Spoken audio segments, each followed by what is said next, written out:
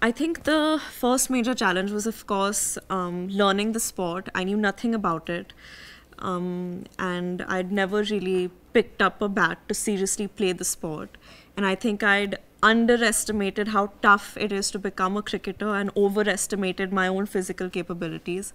So I trained over the course of 2 years. I had two shoulder dislocations, one hairline fracture, one labrum tear, a sprained ACL.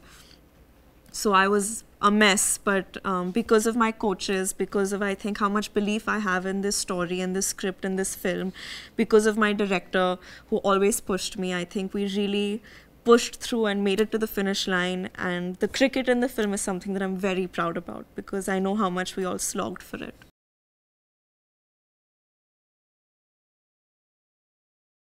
Yes, I think it's very safe to say that I've given my sweat, blood, tears. I was definitely having panic attacks every day and a few like muscles and bones as well.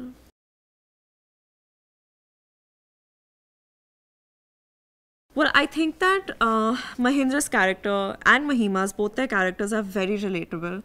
I think that in this day and age where you're so used to external validation and everyone is on this hamster wheel journey to just get some sort of they live a very outcome oriented life, which I think is the struggle of this generation.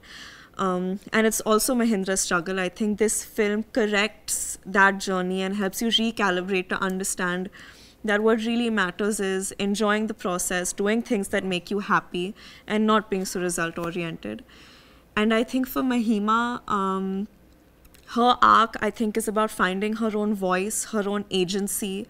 I've said this before, I think I've always gotten characters that are either too innocent, too docile, too back-footed, or like completely in control, boss ladies, ambitious, know how to use their voice, know what their opinion is, and don't have any sort of apprehension in enforcing their opinions. But what about that journey in between? And I think Mahima's journey is exactly that, about someone who doesn't know that she lacks agency, doesn't know that she can even have an opinion about things, but then how she develops a sense of self-belief in and starts trusting her own instincts.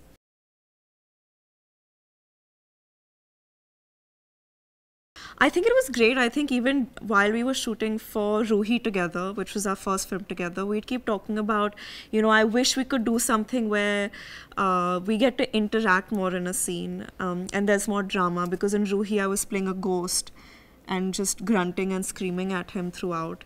So yeah, I'm so grateful that Mahi gave us this opportunity to really have so many beautiful moments on screen together, emotional scenes, romantic scenes, scenes with so much drama. And I really couldn't have picked or had a better partner than him to live this journey with, because he gave me so much security and so much support and was so encouraging throughout.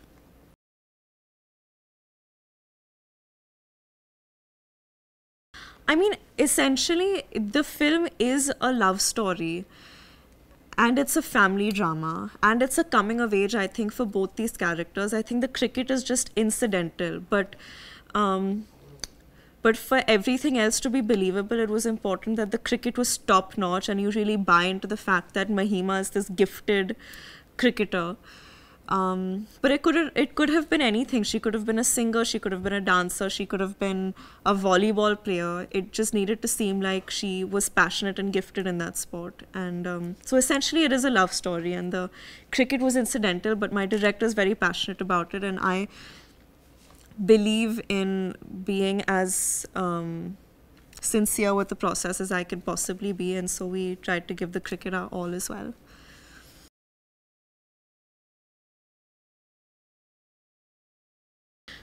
I think it's great that women's cricket is getting the kind of attention that it is now. I hope it continues to grow. There's so much talent in this country. We're finally seeing players like Jemima and Smriti Mandana getting their due and doing so well. And I really think I really think if the attention towards cricket keeps growing, the credit is all only towards the actual players and their coaches and the Cricket Federation. I hope Mahi can help in a small way, but that credit goes completely only to them.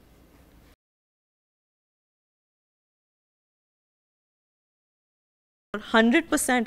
Forget my love for the sport, my understanding of the sport, my understanding of just the discipline that comes with being an athlete. And I think in our country, cricket is not just a sport. I think it's an emotion.